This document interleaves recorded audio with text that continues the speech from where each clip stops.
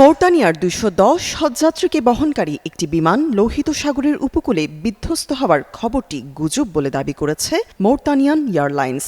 মঙ্গলবার হঠাৎ বিমান বিধ্বস্তের খবর ছড়িয়ে পড়লে সামাজিক যোগাযোগ মাধ্যমে উদ্বেগের সৃষ্টি হয়। তবে এয়ারলাইন্স কর্তৃপক্ষ নিশ্চিত করেছে সব হজযাত্রী নিরাপদে সৌদি আরবে পৌঁছেছেন।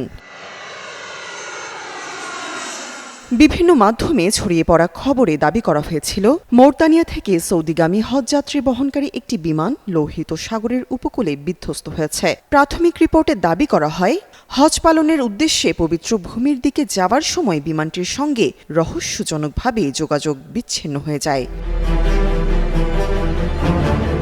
তবে এই অভিযোগ অস্বীকার করে এয়ারলাইন্স কর্তৃপক্ষ জানায়, আল্লাহর রহমতে সব হজযাত্রী নিরাপদে ও সুরক্ষিতভাবে সৌদি আরবে পৌঁছেছেন। হজ মৌসুমের জন্য নির্ধারিত কোনো ফ্লাইটেই কোনো দুর্ঘটনার খবর পাওয়া যায়নি। তারা গণমাধ্যমকে নির্ভুল তথ্য প্রচার এবং ভুয়া খবর ছড়ানো থেকে বিরত থাকারও আহ্বান জানিয়েছেন। একই সঙ্গে গুজব ছড়ানোর বিরুদ্ধে আইনি ব্যবস্থা নেওয়ার কথাও বলছে প্রতিষ্ঠানটি।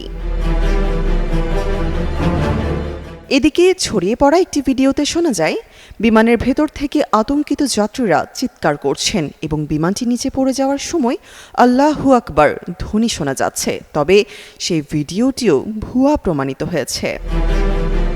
তামান্না তাবাসসুম, যুগান্তর নিউজ।